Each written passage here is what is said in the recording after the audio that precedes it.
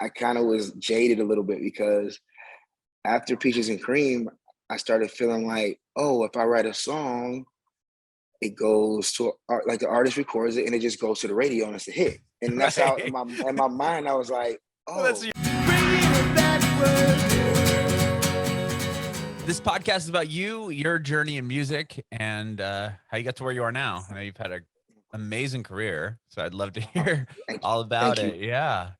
I mean, writing we'll get into it, but to have a hit right at 14, I mean, that's crazy. But we'll go to where were you born and raised? I was born in New Haven, Connecticut, but I was actually raised in Atlanta, Georgia, in College Park, actually. Okay. How long were you in Connecticut? From 1 to 8, and then a tornado came, and we had to kind of like start our lives over, and move to Atlanta. Yeah. I'm sorry. Yeah. Was it just? I can't even imagine how that would be. Yeah, we were. It was unexpected. It was like at that time was the only recorded tornado in Connecticut in the history of Connecticut. So, we were, it left me and my mom and my brother homeless for like a year, and then the church that we were going to gave my mom like $4,000, and we were able to use that and move to Atlanta and start over. When I was like 9 like 9.5. So we went through. It was like my dad left, and then like 2 weeks later the tornado came, and it was like back to back. And then we started over in Atlanta though. So it was this is crazy because I feel like if that tornado sorry about that. If that tornado hadn't happened, I just don't feel like, I'm not sure if I would have been in the music business. I felt like we had to go through that tornado in order for me to be displaced, and then start over in Atlanta where the music business was booming in the 90s. It still is, but it was like the new mecca of the South in the 90s, like in 1990 when we moved there. So I'm kind of grateful. It was a bad, the tornado of course was horrible, but I just felt like it was a turning point in my life, and I felt like it was, so much positive came out of that negative moment. Sure. Yeah. I mean, totally flipping a negative into a positive to be able to, to be I know Georgia is huge, Atlanta in the music scene, especially like you said, in the 90s. Yeah. It was growing fast in the 90s. So it was a lot of opportunities, and I just wanted to grow and learn. And that's it, really, just grow and learn and be able to, I just want to take care of my mom. That was it. Prior to moving to Atlanta, were you into music at all, or were you playing music at all? I wasn't allowed to listen to like secular music just because my dad was a preacher. My mom was really religious. So I used to sneak and listen to like Stevie Wonder at night, but only like I Just Called to Say I Love You. That was the name of the song. And but that was it. I wasn't allowed to listen to anything else. I mean, they didn't even know I was listening to that. And so I can't really say that I just didn't listen to a lot of music growing up. It was more Christian, like trumpet music, like Christian music. But even then, it wasn't like the normal, gospel Christian. It was like, it was just no soul. Oh, okay. Yeah, just like hymns, choir hymns and stuff. Sure. So, yeah. Okay. So when did you what was the first instrument you learned how to play? First instrument was the trumpet that I really learned how to play. I dabbled on the piano. I tried the guitar, I gave up. Trumpet was a real instrument, the first instrument that I really spent years and years and years playing. I think it had a lot to do with me listening to gospel, trumpet, Christian music too, growing up. So yeah, I was gonna say, it sounds like you were listening to that already growing up. It was, and then I look back at it too. It's like when you listen to a trumpet, the trumpet plays the melody. It plays the top line of a song. So I listened. It took me years to really pinpoint it, but a lot of my melodies sounded like trumpet melodies, and I was writing. Learning how to play trumpet allowed me to really focus on melodies and not chords, and I think that played a big role in my songwriting. Okay. How old were you when you started playing trumpet? I was 12. 12. Okay. Yeah. So within 2 years, you already write like a huge hit record. No, I wasn't. I think that was a mistake. I was actually 16 years old when I Oh, co-wrote anywhere. We could do yeah. anywhere by 112. I was 16 years old. Okay, well, 4 years still. I Yeah, mean, no, but I that's signed my first record deal when I was 12. Also, oh, wow. I was in a group called Young Harmony. I couldn't sing at all, but I was writing the songs. I was producing, engineering, and yeah, I started that at a really young age. It got ripped off a few times, and then my cousin Courtney Bear Sills, discovered the groups 112 and Jagged Edge at one talent show at Tri Cities High School, and I Wow. never I never forget. He moved to New York. You know, they got a deal with Bad Boy. Jagged Edge signed So So Def. And I remember 112's first album coming out, and it went platinum. And then my cousin was like, "Hey, you could make money writing songs." And I was like, "How?" He was like, "I'm gonna introduce you to 112, and if you get along, if you guys have energy with each other, then maybe you could write some stuff. You know, you never know what could happen." So he put me with 112, and the first thing I co-wrote with Duran was Anywhere. And also in that same night, I co-wrote a song for Pink on Don't Take Me Home on her first album. And I was 16 years old then. So that was pretty cool. And I didn't really know what to expect, you know, but that song ended up coming out and being a big hit, being my first hit on the charts. And then it opened my relationship with 112 to where they worked with me. They brought me on tour. I carried their bags. You know, I was like the bad guy. I carried all their luggage, and during carrying bags, I was writing songs on the tour bus with them and traveling around the world. You know, being an assistant and a bag carrier. Excuse me, and it just that allowed me to be on, you know, to write records like Peaches and Cream and Dance with Me and all these other songs that you know, I could have never predicted, you know, that I was gonna be a part of records like that. Even after Anywhere, I still wasn't really sure what I was doing. Like I was still learning. It was such like a not an accidental hit. I was just, you know, it was supposed to happen. I just didn't know what I did or what or how Right. to accomplish it. So it was like I kind of was jaded a little bit because after Peaches and Cream, I started feeling like, oh, if I write a song, it goes to like the artist records it and it just goes to the radio and it's a hit. And that's how Right. in my mind I was like, Well, that's oh what you're seeing, right? You're like, okay, I'm gonna write this song, yeah, and then this artist is gonna yeah, cut it, and then it's gonna make it on the charts. yeah. So I got jaded by that. So it took me until I turned like 20 years old is when I realized like, yo, it's really hard to have a hit record. Like I went about 2 years without having a hit. And I was like, oh wow, this is like devastating. I thought it just it woke me up. And it was like having a hit record is no different than hitting the lottery. You know, it's Mhm. that like the odds are that slim that, you know, it's like 1 in 1 billion. So, you know, it woke me up fast and it made me, and I just started working extra hard and just trying to write as many songs and work with as many artists as possible. Mhm. And that was like 2000, 2001. And I ended up getting invited to Philadelphia with producers named Dre and Vidal. And they were really cool. And that's how I ended up working with Glenn Lewis and Jill Scott and Usher Raymond on Confessions and, Yeah. you know, all that, you know, it was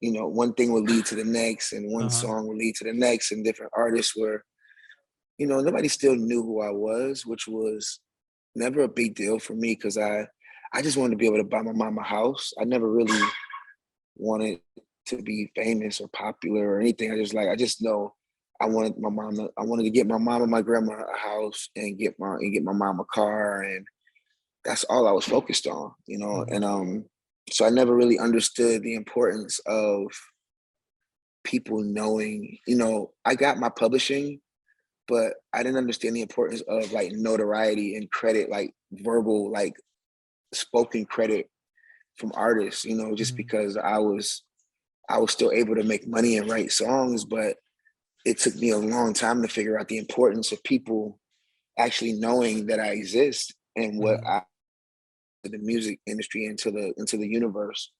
But for so many years, I didn't care. I was like, and you know, and it's not like I really started to care. I just noticed after, you know, working with Justin, who was the first artist to ever mention my name, you know, on an interview, it changed my life again because it's like Oh, people, you know, people for all those years, people would just I got my publishing, but the artist will always act as if they wrote the song.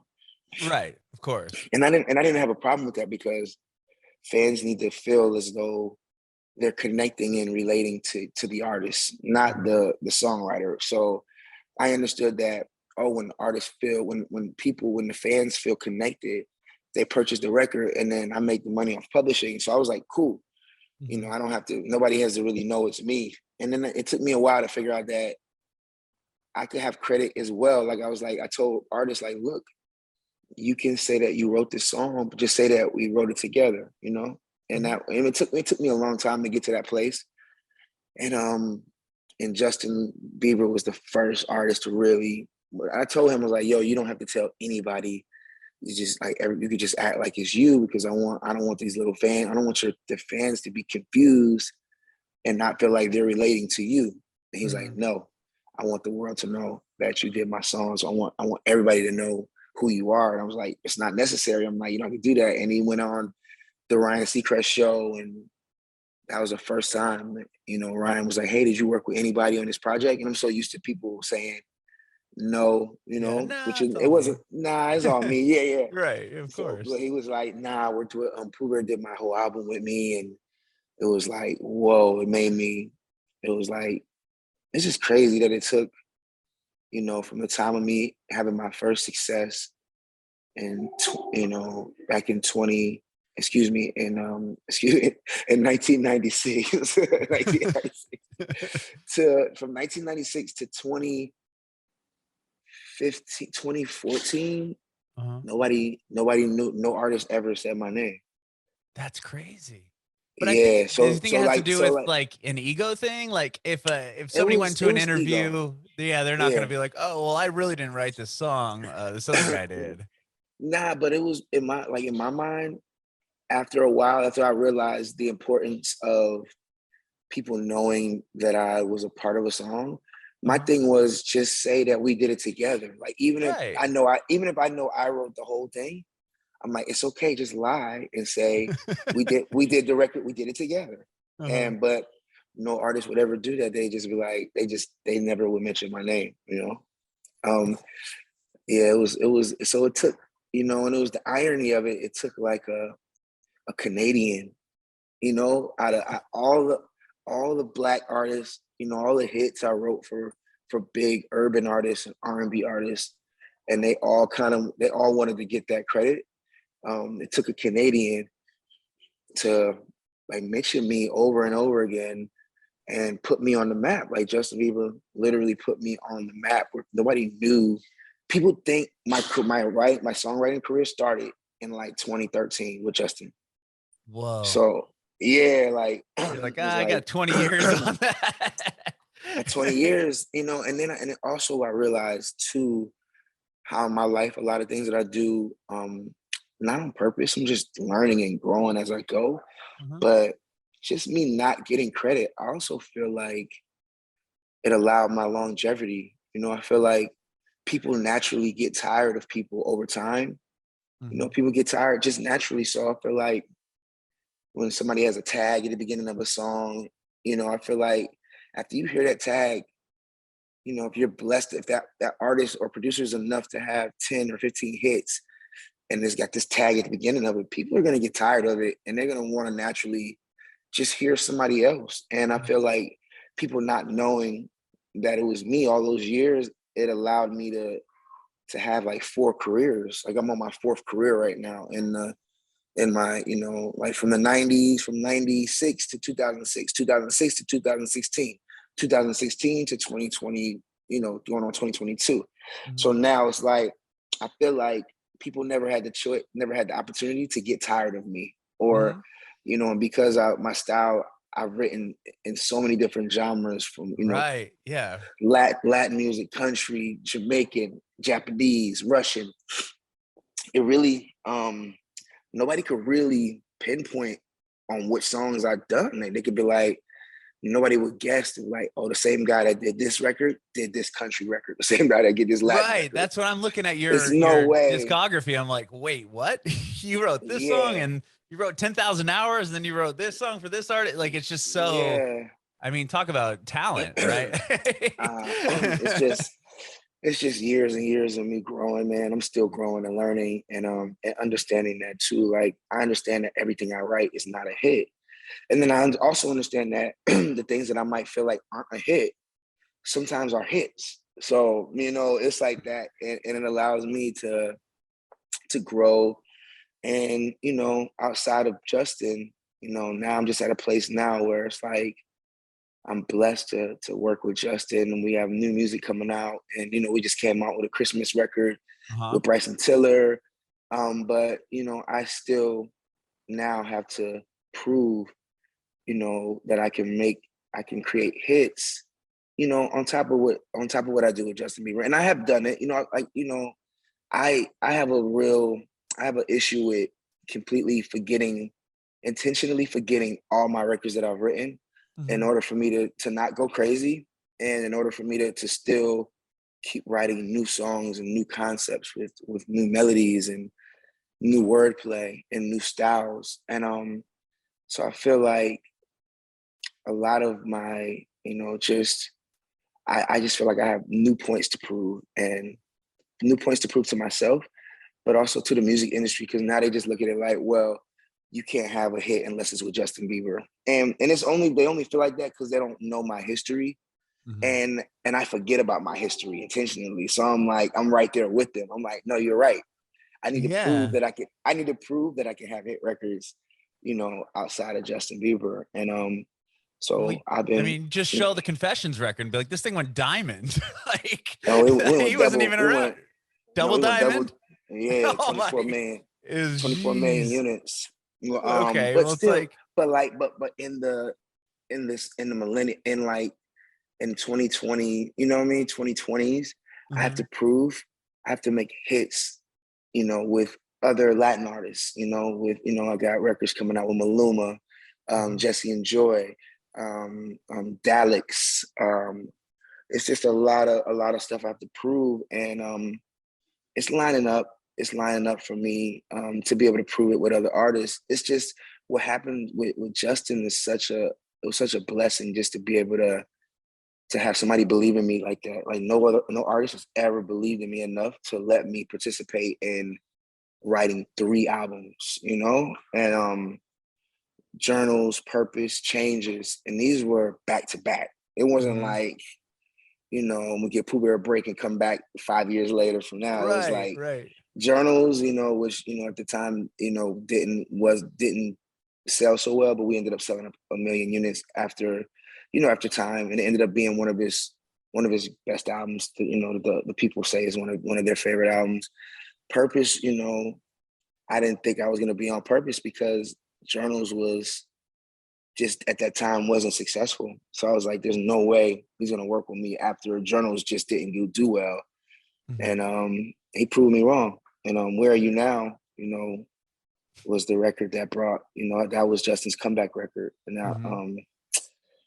that was, I feel like that was one of the most significant songs of my career, just because so many people in the industry and the general public they canceled Justin back before a real cancel era was, you know, really real.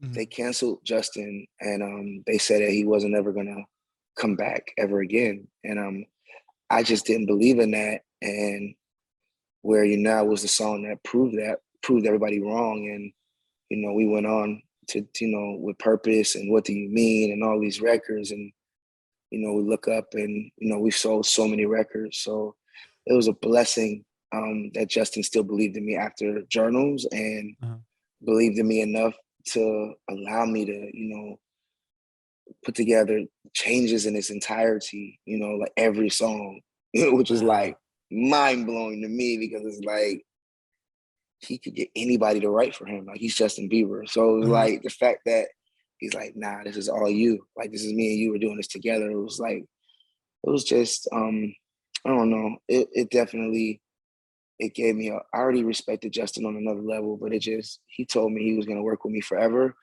Nobody's ever told me that before, but I definitely didn't believe it. You know what I mean? And so, and then you know, granted, on this last on Justice, I didn't. I think I only had 3 songs on there, but you know, in all actuality, it's such a like I'm so grateful to have written, you know, 3 albums, and you know, to even be able to say, hey, we're still working on new music that's coming out next year is still like fascinating to me. So not being on Justice the way I was on Changes or Purpose or Journals, it didn't bother me as much as I thought it was, just because I'm just grateful.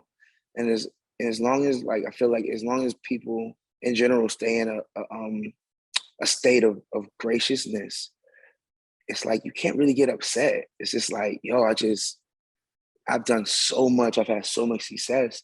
Like it was amazing, you know, to do what we've done and to not be on Justice as much. It was like, you know what?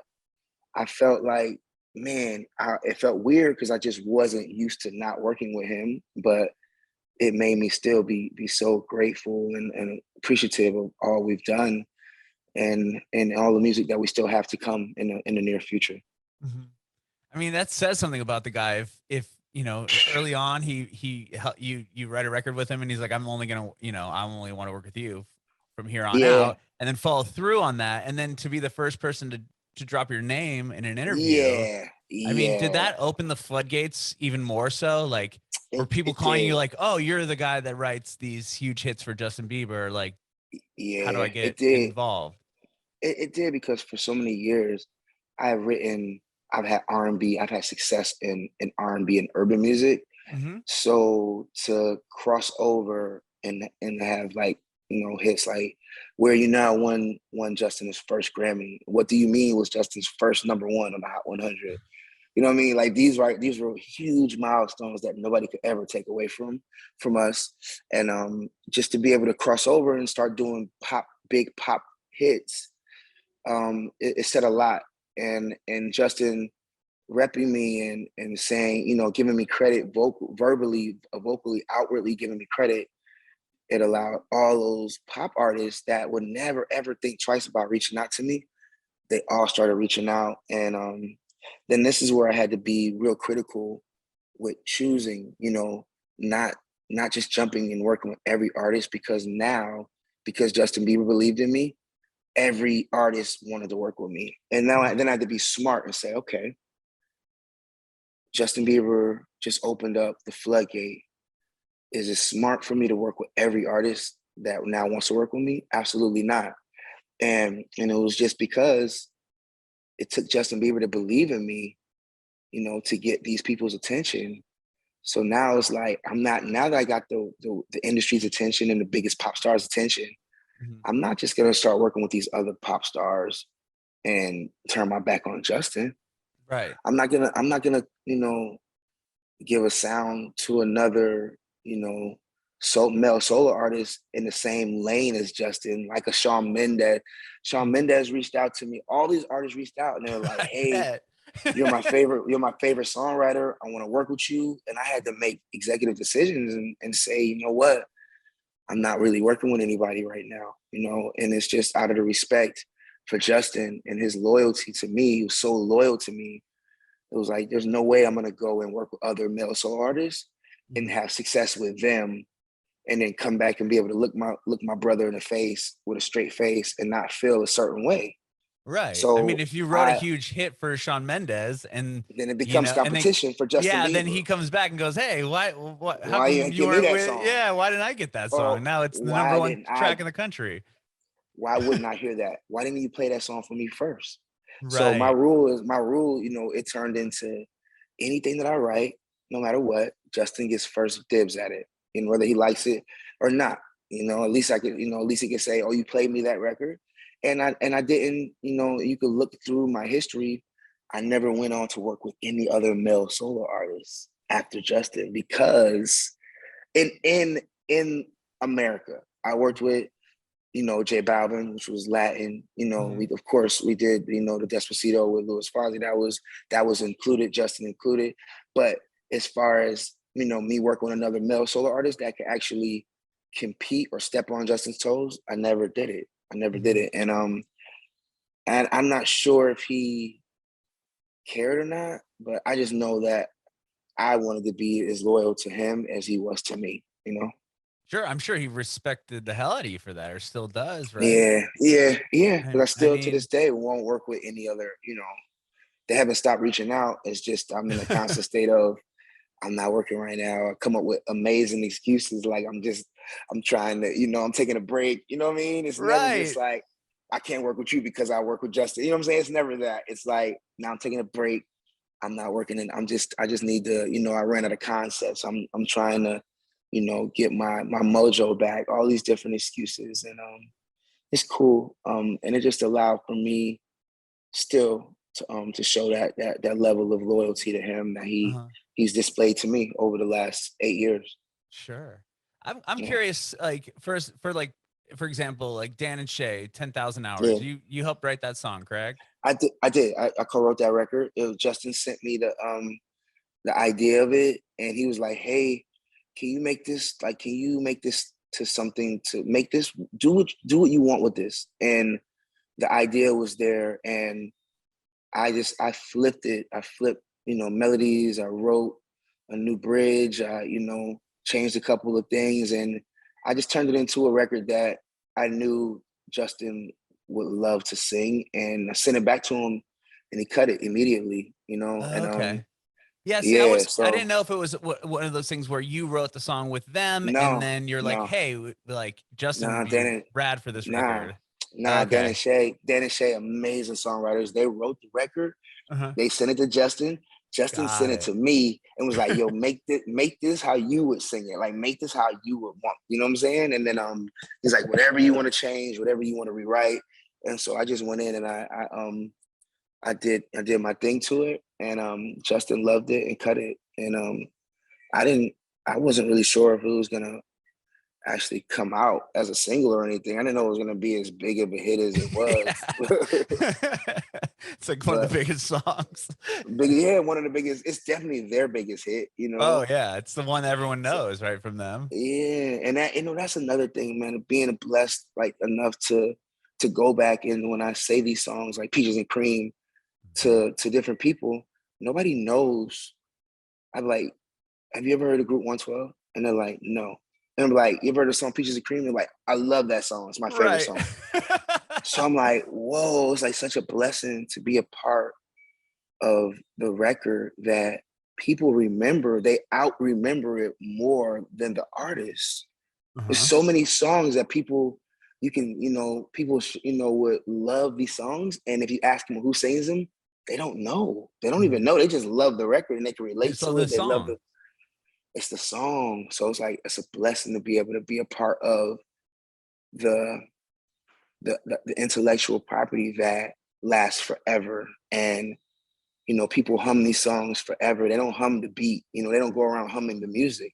Mm-mm. So it's like, and even though we get the least amount of credit and the least amount of respect in the industry, songwriters, if you ever noticed, the Grammys does not have a songwriter of the year. They only have a producer of the year, just so you know that. That's so weird to me.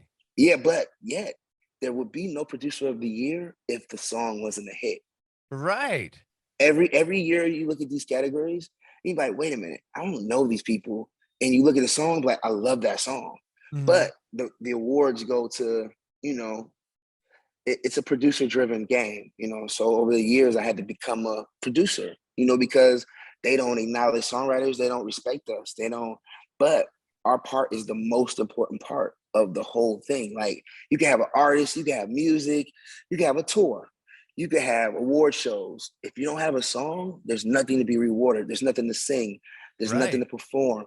So, my goal in my journey is to bring more notoriety to the songwriter and bring more credibility to the songwriter. Like, I want to be like, I want I want to get noticed and recognized as much as the producer does. I think there should be a songwriter of the year category in the Grammys. I I completely think, agree with that. I feel like, we should just get more credit, man. And I've been changing the game as a songwriter since, 2001. I was the first songwriter to charge money to write songs. Like no other writer, Really? before, nobody. And I thought I got this from Diane Warren. I finally worked with Diane Warren, who is my hero. And I'm like, Diane, I learned how to charge people to write songs because of you. And she's looking at me like, she said, I've never charged a person ever a day in my life to write them a song. I'm like, wait a minute. Yeah, you did. You charged 112. This is how I knew. And she was like, no. She was like, the producer charged 112. I never charged a song. She's like, I've never charged somebody to write a song. And I'm like, Oh, wow. oh, she's like, wait. She's like, you get paid to write songs? I was like, absolutely.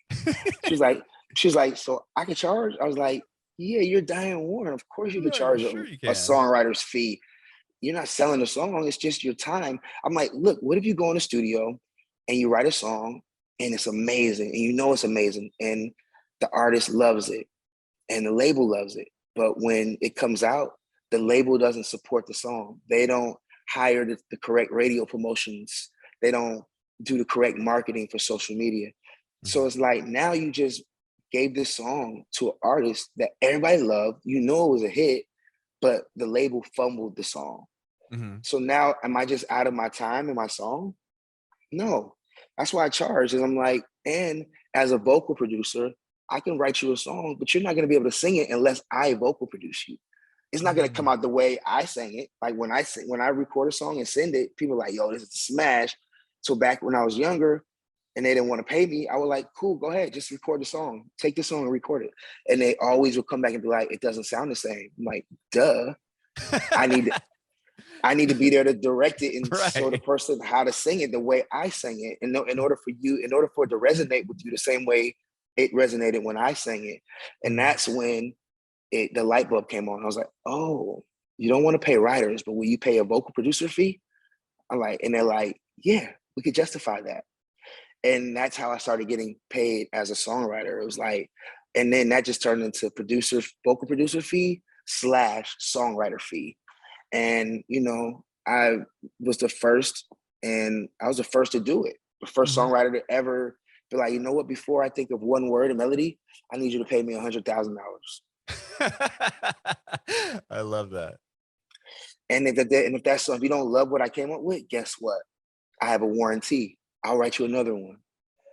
If we don't genuinely love what I wrote, I'm not the guy, that here, take what you get. I'm Poo Bear. It's a smash. Like, no. Right. If we don't love it and I feel like I could have did better, I'm going to rewrite you a whole new song and you already paid me already. So we're just going to swap records now. But that warranty allowed people to feel, safe and secure with paying me, because it's not like you just pay me and you get whatever Poo Bear wants you to have. Right. It's like, and then you're just like, all right, well, that's the yeah, song. like good luck. Sorry. Yeah, good luck. Yeah, that's right. it. That's all I got for you. It's like, no, I'm gonna make sure that we love it. And because it's my name that has to be on it. And I want to genuinely love this. And I want you to genuinely love it because you got to sing it as an artist. The label, I want you to genuinely love it because you got to spend the money on it to make sure that the world knows that it exists. Or it's just like it goes to the music abyss. Like it'll come out and nobody will ever know that it was ever a song that came out. So it's like I figured out how to charge, and it's justifiable because it's like my time and my energy is valuable. It's like it's valuable at this point. And now I hope to open the door. I see that now there are other songwriters that they understand, like, hey man, you want me to write this song, but if you don't follow through, I'm just out of my time and energy and melody and songs, and then what? And so now these other songwriters, they're starting to charge a songwriter fee. And I'm proud to say that I was the pioneer. Like I pioneered that. Like they did not respect songwriters. And I'm like, and it's just weird because like, what is the most important part of the music business? Yeah, I totally agree. And what's interesting is like, I love that you said that there should be a Grammy for a songwriter of the year, because if a lot of people that aren't in the music industry probably just assume like every song that Lady Gaga sings, she sat in her house and wrote the song and played the piano on it. or Yeah. Katy Perry or whoever you want to name, any massive pop star. Like they don't Yeah. just sit in their house and crank out these hits. No, They're not not at the all. Beatles, right? No, they're not the Beatles. No. And yeah, so that's the thing is like, you know, just knowing, and that's the thing. Getting credit is one thing. Is like, I'm still on the fence. Like if an artist, I feel like if it's gonna hurt an artist's record sales for him to say my name as a songwriter, I'm still like, look, just say we wrote it or just say you wrote it. I don't care. Like I'm gonna get my publishing. If people look at the credits, they're gonna see my name and they're gonna be like, oh, this is Pooh Bear. Anyway, I don't care. I don't have an ego at all. You know, so there's still times where I feel like, you know, it might not be best that the fans know that I wrote a song because I want those fans to connect with the artist. I don't want them to always, they're going to connect with me because I understand how to make records and concepts that resonate with the world. But I need the fans to connect with the artist in order for us to make money. In order for us to sell records, Sell records, get they people have to, excited. yeah, they have to feel like, oh my God, I feel the same way as you feel. Oh my God, we think the same. We have the same emotions. Like, yes, absolutely. And then if the artist wants to give me credit, that's fine. But I'm going to get my credit no matter what. So, you know, Justin was so, you know, such an anomaly to mention my name. I still like to use my theory of letting fans feel like they're connecting to the artist and not just, you know, this guy named Pooh Bear. I like that. So, yeah. Real quick, you mentioned earlier that you know there's songs that you wrote and you're like, oh, this isn't going to be a hit, or you didn't think twice about it, and then it becomes like a. Well, do you have an example of something that a song like that? Where Are You Now? I didn't think it was going to be a hit. What Do You Mean? Definitely Really? for sure. I wrote What Do You Mean in 20 minutes, and I wrote it because at that time I had already written and recorded 105 songs on Justin Bieber at that time. So when he was like, yo, can you go in and see if you hear anything? I was kind of like frustrated because I'm like, bro, we got 105 songs and you still want me to do more. So I went in and I wrote it really fast and thinking like, he's for sure not gonna like this song, right? Because I wrote it from a place of, I'm kind of tired of writing songs. You know, at that time I was like, right. You're like, I gave you 100 plus to choose from, and 105 now you're gonna songs, throw me in there and make me do it again. more. And I'm like, so I wrote What Do You Mean? And it was like, I'm just gonna write this really fast so I don't waste the studio time. And I don't want, you know what I mean? He can't say that I didn't try. Right. I And it sent it becomes to a huge him. record, right? I sent it to him. He's like, yo, this is a wave. He said, this is wavy. He's like, Pooh, this is a big record. And I'm like, completely not what I expected him to say. And I sent it to Scooter Braun, and Scooter was like, this is it. This is the first single. And I was like, what do you mean this is the first single? And he's like, I got that feeling in my stomach, Pooh Bear, this is the first single. This is a massive record. And I'm like, no, we have so many other. I said, Scooter, we got 105 other songs to choose from. He's like, nah, this is the first single. And I'm like, and he was right. And came out, went to Justin's first number one. It went 55 times platinum worldwide. Even like So wrap my head around that. 55 times platinum worldwide. And at that point, I had to sit back and say to myself, I'm not sure if I know when I write a hit song or not anymore. You know what I mean? Like over the years, I could hear something of like, yo, I love this. This is amazing. This could be a hit. If the label gets behind it and they really push it and they spend the amount of money that needs to be, this could be a hit. And I get to Bieber and I'm like, this is for sure not a good song. And Where You Now, I felt like it was just an okay song. Like, this is just a very okay song. Where You Now was his comeback record and won a Grammy. You know what I'm saying? And then here comes What Do You Mean? Debuts number one, his first number one, sells 55 million singles. And then I realized, I'm like, all right, I just need to go in the studio and just write songs without having any expectations, because I clearly don't know when I'm writing a hit or not. And, you know, What Do You Mean proved that. Where you now proved it, but what do you mean really sealed the deal that I don't know. I don't Yeah. know, you know what I'm saying? And I just got to go and write and use my formula and just make sure that I'm just writing and getting the idea out. Mm-hmm. And, you know, and whether I think it's good or not, just do it. You'll never know. Because you never know, right? Somebody could find that gem and be like, dude, this is the hit. This is the This is a single. hit. You're like, wait, what? I'm like, no, I'm like, never, please.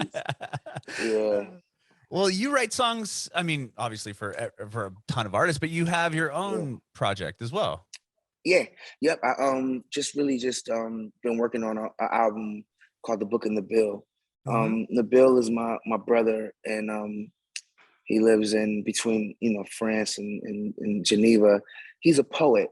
And I always like, I just wanted to experiment. You know, my close friend and mentor, Muhammad Adid, sent me a poem that Nabil did. And I was like, yo, these are really great words. I was like, if I could put melodies to these words, this like is a whole new sound, you know? And he flew me to Paris, and, you know, we cut like 8 poems. Like we turned 8 different poems into songs. And I was like, it was for me, it was so out of the box. I liked it because it for me, it just showed growth. And I'm like, these are words that I would never ever use. Like I didn't graduate from high school. So it was like bereft, like words like bereft. Like I would never think of that word to put into a song. You know what I mean? So it was like working with this poet, I just felt like I was growing, you know? And I love growing. I love growth. I hate feeling like I'm in the same place. So, you know, merging with Nabil, you know, and turning these poems into songs, it was exciting, man, and inspiring. And we ended up doing, you know, lots and lots. And we're at about 25 records done right now. So the Book of Nabil is actually a book of poems that I turned into songs. And the first, we put out one song that was dedicated to my mom, The Day You Left. And then this next single, Distant Shore, which is, we just made it, we're number 15 right now at radio in the dance charts, and it's growing, and we're about to come out with the remix, and it's fun, man. I put these songs out, I put music out as an artist just for fun and just to stay polished and stay on my toes. And, you know, we both believe in this music a lot, me and Nabil, to the point where it's like, yo, let's just put these songs out, and whatever happens, happens. And let's just put it out into the universe. So Distant Shore is climbing the charts, it's doing very well. And we have a whole lineup of songs that are coming out.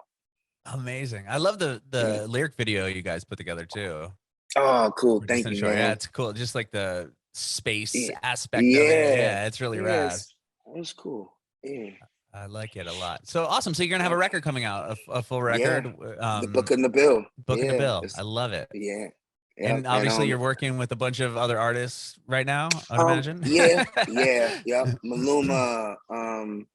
I just worked on a project called The Avengers with Setch and Jay Quiles, and like I'm the only English artist in the Avengers. It's crazy, yeah, right?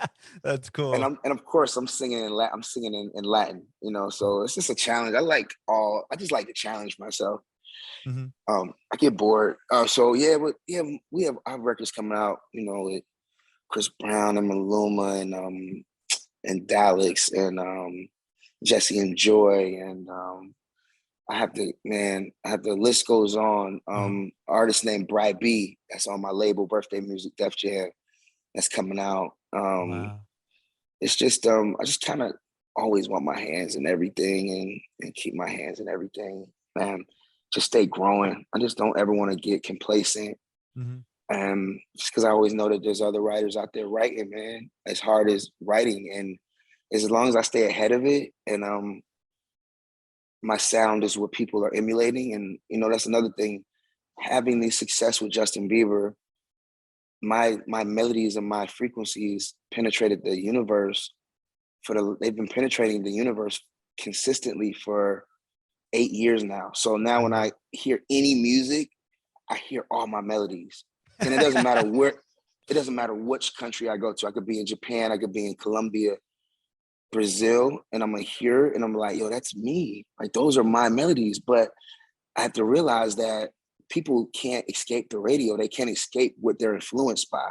Mm-hmm. So, you know, me for a while being not mad, but like, it's just, I worked years and years to create these melodies, and I didn't grow up listening to music. So I wasn't inspired by anybody other than Stevie Wonder, but my music doesn't sound like Stevie Wonder music. Mm-mm. So it's like, you know, the blessing of me I don't listen to music when I'm in the car.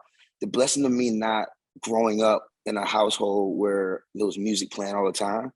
I wasn't influenced by Marvin Gaye. I wasn't influenced by these people that I hear producers and writers when they make music. I can hear their influence. So it took me years to create my own sound because it didn't exist before me. Mm-hmm. And I don't pull from anywhere when I'm creating. I don't pull from anything that I would, you know, I pull from myself.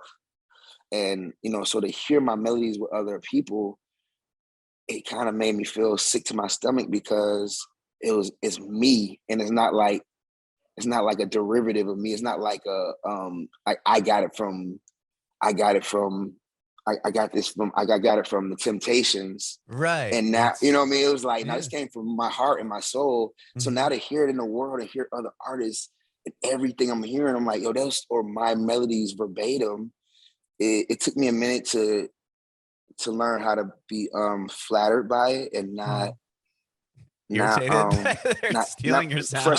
frustrated, irritated. Because I had to realize that they weren't stealing it. They were literally influenced. Like they couldn't escape my influence. Because if you turn on the radio and you hear Bieber, you go to the clubs, you hear Bieber, you go anywhere, you hear these records. So you look up 6-7 years later, if you're a musician, then the music that you love inspires you and influences you. And if it happened to be songs that I've written, well, there you go. So it took me a while to grasp and accept my influence on the music industry and on, you know, just different artists around the world that now they grew up listening to Bieber and, you know, and by growing up listening to Bieber, they grew up studying me, you know, and it took me a minute to realize that, oh, they're not stealing my sound. They're literally influenced by my sound and they can't help it, even if they tried. And this is the reason why I don't listen to music to this day. I'll go wherever I get in the car. It's just silence. I don't want to hear something and then me go in the studio and write something and I'm writing somebody else's because I was just subliminally, you know, influenced subliminally. Without even And then realizing it. I think I'm creating something amazing and it's already done already. You know what I'm saying? So I just learned to stay away from music, you know, and then I can't go. And in order for me to keep writing songs, you know, I write 600 songs a year. So in order for me to keep writing songs, I have to completely forget everything that I've done, unplug from every form of music and create.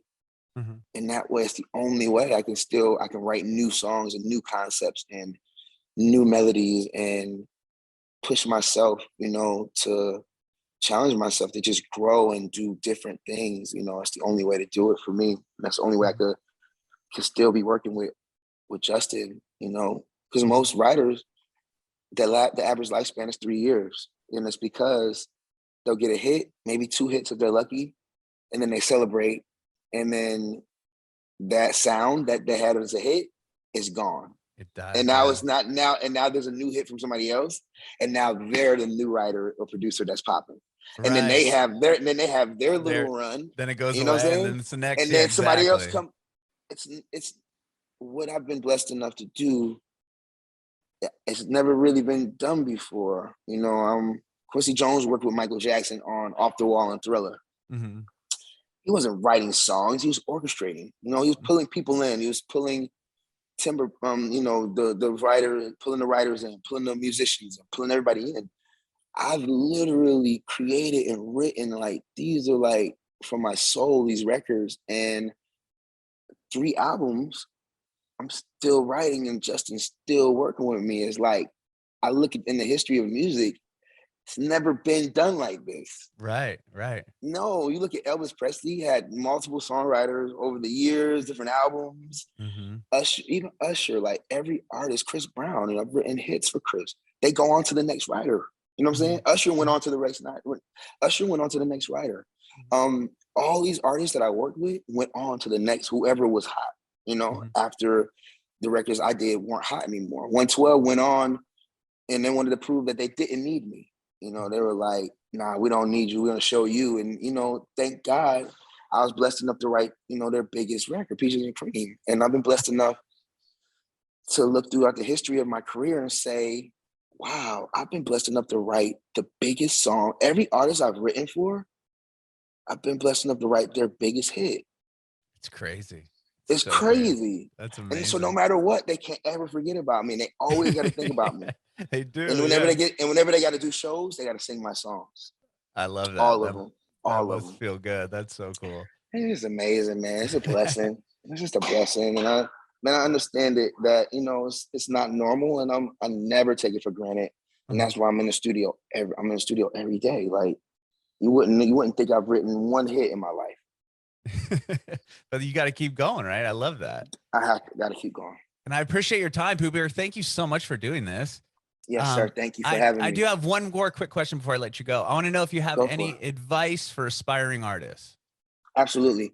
My advice for inspiring artists is you're going to be influenced by whoever you're influenced by, but that artist that you're influenced by, realize that they're already in our universe. They're already out. So if you're making cars, you're not going to make another S-Class Mercedes-Benz because you've been influenced by Mercedes-Benzes your entire life. You want to be original. And that my advice is to artists is to make sure that whatever you're doing is original. You know, create, you know, your thing, create your product. You know, don't, you know, if you got records and they sound like Post Malone, we already got Post Malone. So we don't want another Post Malone. We already got that already. So come up with something that's different, you know what I mean? And make it try hard to be original, and don't be complacent. And be brutally honest. You know, just because you create something doesn't mean it's great. Be honest with yourself and know that the only way you can get better and grow is by being brutally honest with yourself and getting constructive criticism. If you don't get that, you're gonna feel like you made it, and you're gonna feel like your music is amazing, and it's not. But you have to be honest with yourself. You got to listen to what's going on and not copy it, but be able to play your music and be like, can this song stand next to this song that's on the radio? Not doesn't sound like it. Can it stand next to it? Meaning, is as special, or does it feel like the song is on another level, a lower level?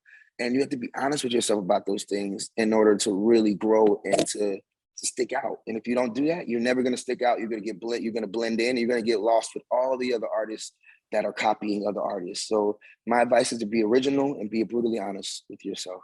Bringing it backward.